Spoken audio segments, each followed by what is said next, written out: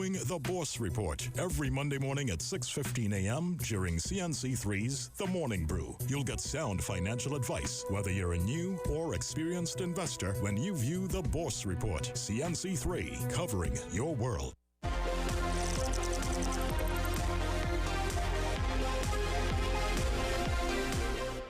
So I look forward every single Tuesday, the second hour. It is always so informative, and we start things off with the technology, and I would say that tech talk. We talk to the expert, the digipreneur, Keron Rose. He joins us again. Keron, great to see you. Thanks as always for the time, my friend. Great to see you, and once again, thank you for having me. Well, what a very interesting topic this morning. We are talking now concerning the traditional media and marketing in the digital age. Yeah. We have had so many discussions concerning ways to put your stuff online, but there is still the traditional way of going about it. And how does the old school, the foundation of marketing, which would be obviously electronic media, print media, you know, we hear on television. How do we now factor in and stay abreast and stay in the loop as it pertains to marketing and getting the message out there? Yeah, so it's definitely a very good topic, because I've been seeing a lot of conversations online that traditional media is dead. And when I hear that conversation, I realize more and more that people don't understand how traditional media has actually evolved in the digital age. The only thing that's really changed with respects to media or traditional media is that people might not be buying as much physical papers like they once were. And that's because there's so many more ways to consume that exact same content from the media houses. So what I want to do today is people who are thinking about advertising with the media via print, radio, TV, I want to kind of go through how each of those platforms have evolved in the digital age. So let's start with the newspapers. I think that's one of the most important ones. So again, people might not be buying as much physical newspapers, and people might be looking at it like, okay, people are not buying it, so that means the newspapers is dead, and far from. One of the big talking points from Apple's Media Day last year was the whole entire redesign of Apple News, the application, because Apple News subscribers have gone into the millions over the years. So again, the only way for your content to show up in Apple News is you have to be creating content with a media house. So only media houses can get their stuff published into Apple News and to platforms like Google News. So again, that's how newspapers have gone digital. And even when the newspapers take that same content they would in print and they put it to their websites, that content is still indexed by the search engines and also circulated onto social media. So again, even if people might not be physically buying the papers, they're still consuming the news via Google News, Apple News, through Google searches, and also on social media. Yeah, important point. And I'm thinking, obviously, there is so many ways now to get the news, and there are people who go to the internet. Of course, it's also a place of misinformation. So I would imagine with mainstream media being able to pivot, put their content on the digital platform, there are many who will consume via that particular source now. And I guess you're looking for, as we always say here, verified news that would have passed through a particular filter. So I will always think there would be a place and should be a place for traditional media. I guess they just need to find that avenue and get into the particular space, which I've seen most they've been able to do. They've been able to transition. When you look at the international numbers, who kind of stands out? Which particular business model concerning, let's say, those international media brands would have really did a great job in making that pivot? Probably I'd say the Wall Street Journal. I like the way that they've been able to put together a lot of their media packages online. One of the things that I really like that stood out to me, Times.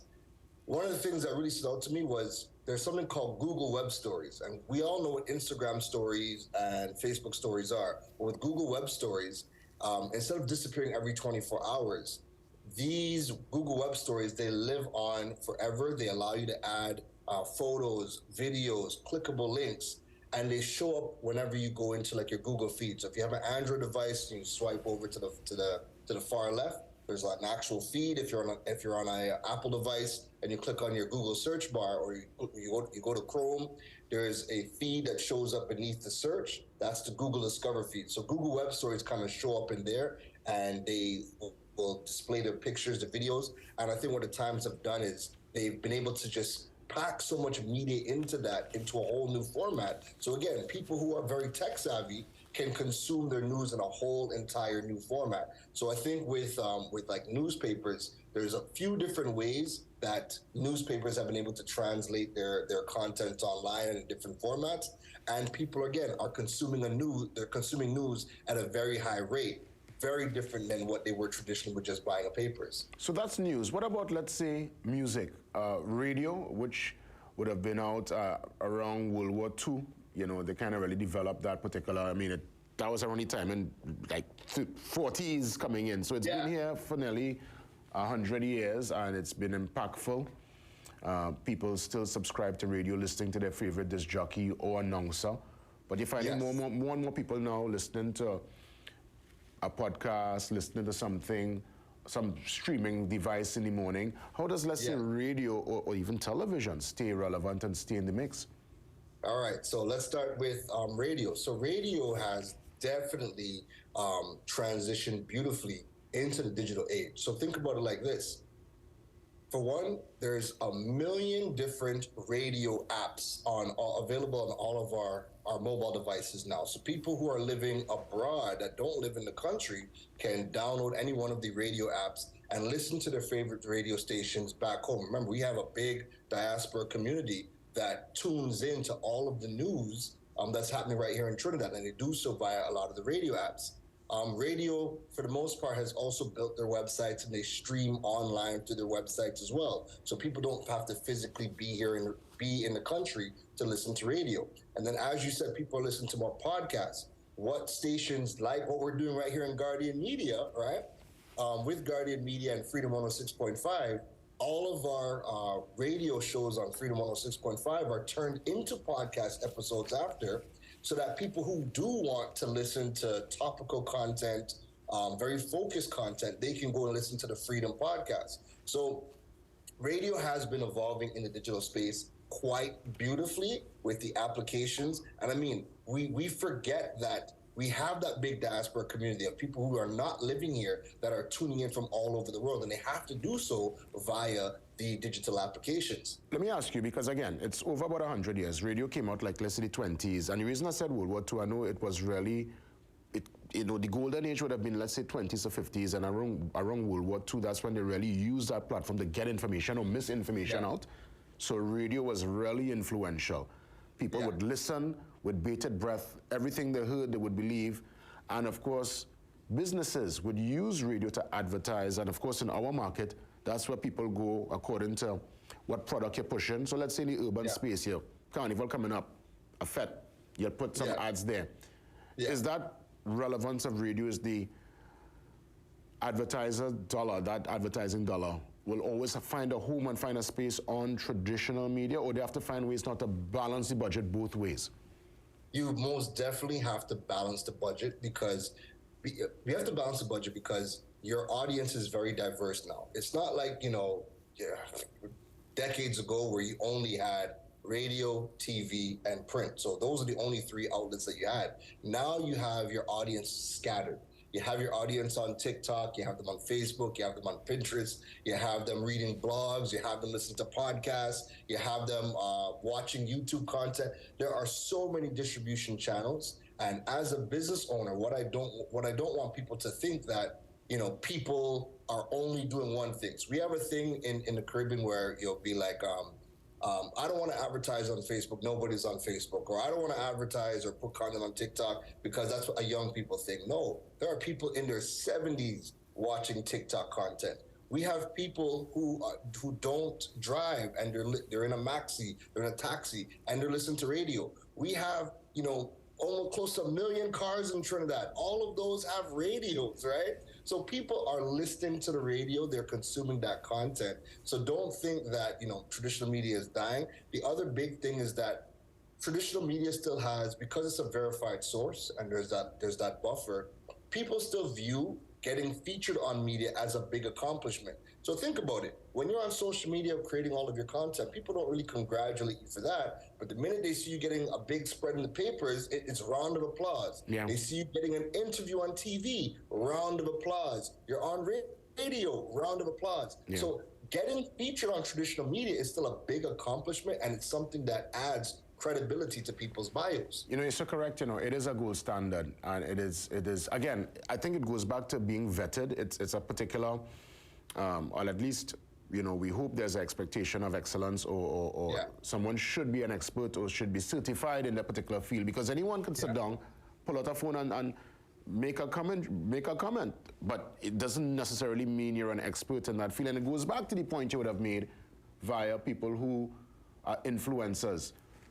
If you are an expert in your particular field, people will eventually find you and they will subscribe in a real way to what you're bringing to the table, because you're talking stuff that could really impact their purchase and their decision.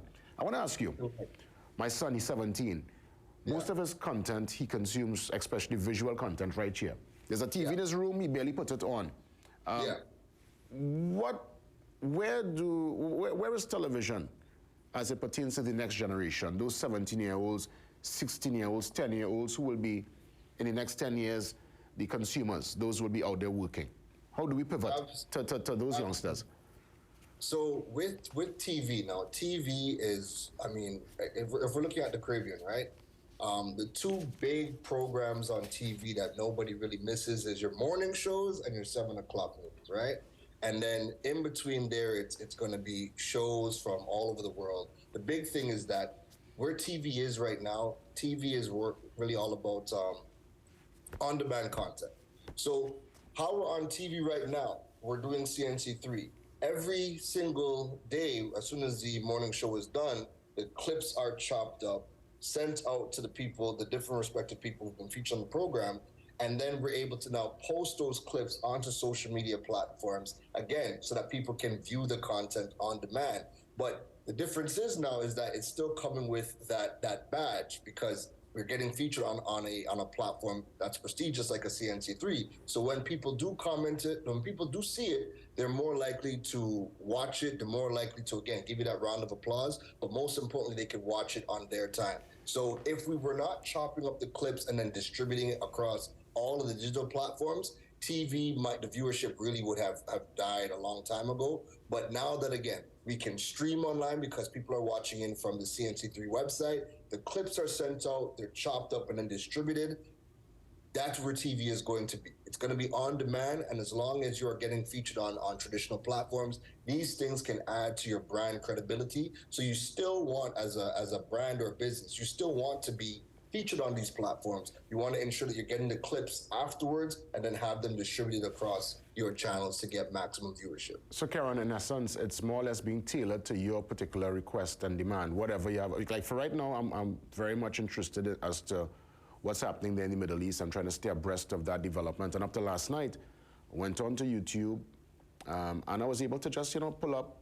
I got certain news reports, 3 minutes long, 5 minutes long, the Al Jazeera perspective, the MSNBC perspective, the Fox perspective. And so I understand exactly what you're saying. It's now to tailor your clips, and you put it out there, and people will now find based on their interest. Correct, because you know what? You would say, hey, people are not watching TV, so they're not watching Al Jazeera, but that would be incorrect. We might not be sitting down in front of the TV watching Al Jazeera, but we're subscribing to all of Al Jazeera's channels. We're looking for all of the clips so that we can get the nuggets of information. And then if something stands out to us and the nugget was really impactful, then the next step is, okay, I want to watch the entire thing. Where could I go and watch the entire thing? I still might not be going back to the TV, but I'll probably go to the YouTube channel so I can watch the full entire clip. But we're still consuming the content from all of the traditional media houses. It's just in a different format. And that's really where the changes happen. And that speaks in real time also when we look at sports, which is another multi-billion-dollar industry. We touched on radio that was developed back in the 20s. It became popular right up until the 50s to now. Television came in after radio. Now we find ourselves in the digital age. And sports content, lots of people now watching their games, EPL games, they're watching cricket, you name it. right there on their phone, but it's from the traditional media houses. Correct, correct. So I say all that to say, traditional media is not dead. Far from it. All it has done is evolve, but we are still looking at the traditional media platforms as the authority in their spaces. Well, I mean, once they're credible and doing their thing, we still view traditional media as an authority platform. So as a business, yes, you still want to advertise on the platforms. Again, it's just going to be different formats. And most importantly, you still want to get featured on traditional platforms because that adds to your brand credibility. And then you could take those clips, you could take the radio interviews, you could take the newspaper articles, and these things can all get distributed onto your social media platforms. They can get added to your website, your YouTube channel, and all of that helps to build your brand credibility and position yourselves ahead of your competitors as the leaders in your space. Yeah, well said. I'll give you a chance to put closing remarks. And again, you know, based on what you're saying, traditional media is here to stay. It's just finding ways to adapt and to move and change with the times, because change is part of life. It's inevitable. You can't use the same business model from the 20s when radio started, the 50s and the 60s in this modern 2023 time. Correct. Change is constant. So my closing remarks to everybody is, again, if you are in business and you are thinking about advertising on traditional media, you know, it's definitely viable. Focus on having a blend. I like to think, you know, if you're going to advertise, maybe you're a small business, your budget might not be as big as some of the big boys. You could advertise on social media, no problem. But do your best to position your brand and your business to get featured in traditional media. Look for key topics that are happening in your industry. Pitch yourself to traditional media, because you know what? Traditional media still has a massive, massive, massive audience. And also they're viewed as the authority. So if you can pitch yourself to media around topics that are plaguing your particular industry or niche, and you can get some TV time, you can get some print done on your content, or you can get on a radio program. All of that is going to help to build your brand and position you as a thought leader within your space. And people want to buy from credible sources. And in an age of misinformation, it's your job as a business to do everything you possibly can to position yourself as a trustworthy and credible business. And traditional media still has that pull to help you do that. Hey, as always, sincere thanks. Have a great one. And God spare, we'll have a chance to touch again next week inside the Digipreneur segment. Take care, JW. Thanks again. Keron Rose, touching base with us. Our Digipreneur. We continue health and wellness. Dr.